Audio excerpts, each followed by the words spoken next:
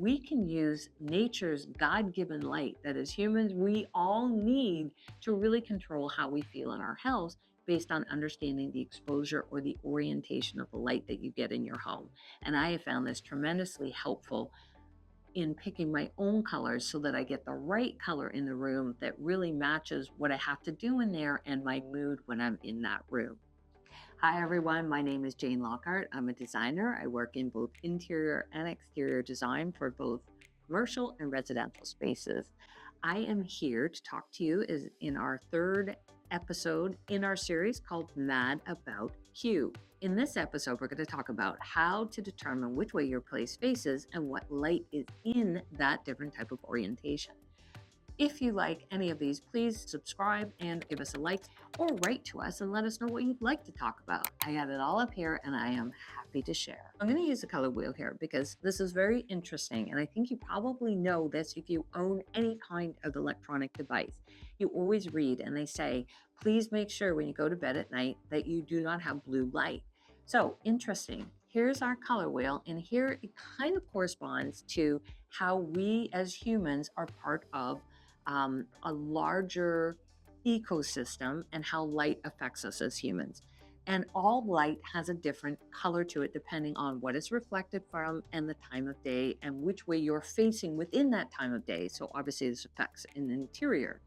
So if we look on the color wheel is basically a visual representation of the visual spectrum. The visual spectrum happens to be that rainbow of color.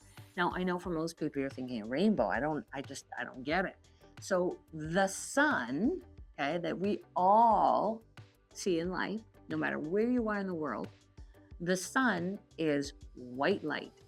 And I believe it was Newton in the 1600s took that white light and shone it through a prism and it broke into a series of colors. That series of colors, which we call a rainbow color, is actually called the visible spectrum. It's what we as humans can see. We can't see beyond the visible spectrum. That's what we see because our eyes only see the visible spectrum without devices to see beyond that.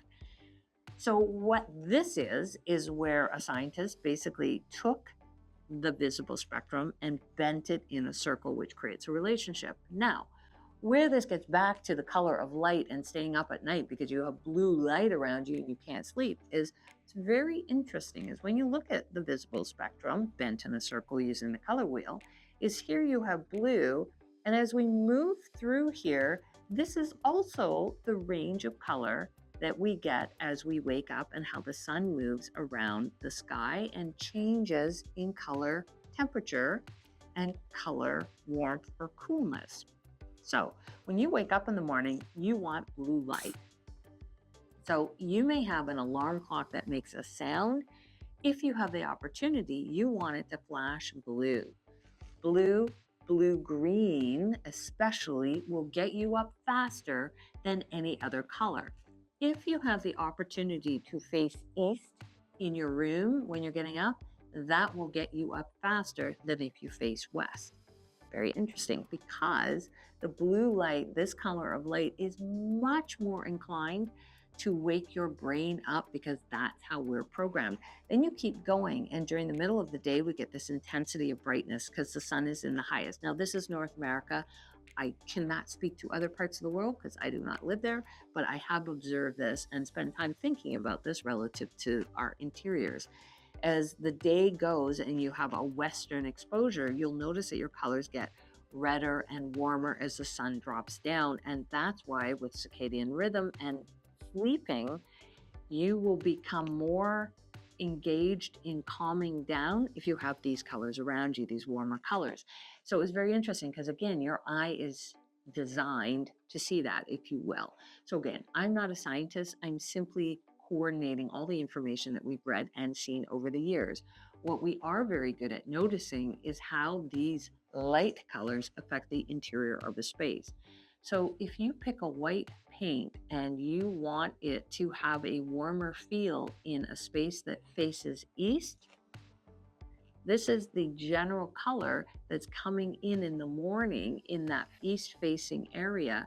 So you want to think about how do I counteract that? So you may want a color that does not, like a white, that does not have a green undertone. You may actually pick a white that has a little bit more of a green, gray, warmer undertone in it to counteract that green.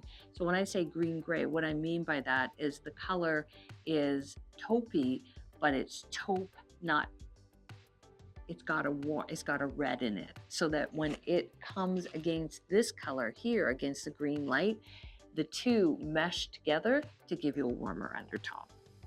I know that sounds confusing. I understand. So here's what I'm going to say to you. If you face east, try to pick a white that has a warmer undertone.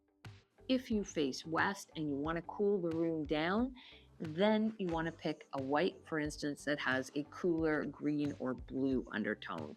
That's the easiest way to manage your colors.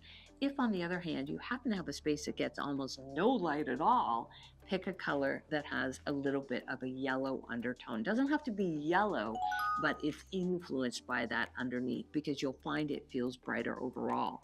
If you happen to have a room that's just way too bright, too strong, paint the ceiling a darker color.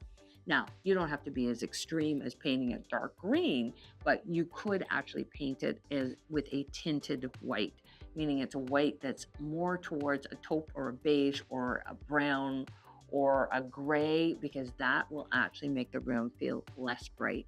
So we can use all of these colors to really change how we feel. If you have a north exposure, you get all the same amount of light during the day. It's just that your color temperature doesn't change as much in that room, meaning you don't go from this orangey red at night to this greener, bluer color in the morning. It tends to be a little bit more neutral overall.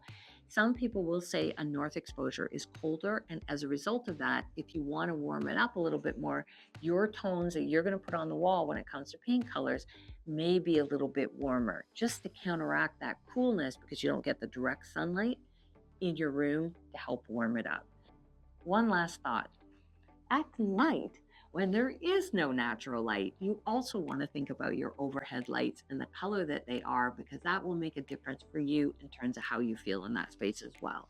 So if you only use your house in the evening because that's when you're home, make sure you pick your colors in this lighting, the artificial lighting, not in the natural light, because it won't matter at that point. You want it to relate to how you're using the space when the time comes. Thanks for joining me in our third in the series talking about color, That About Hue. I hope that you'll enjoy our next episode. I'm going to show you talking about color.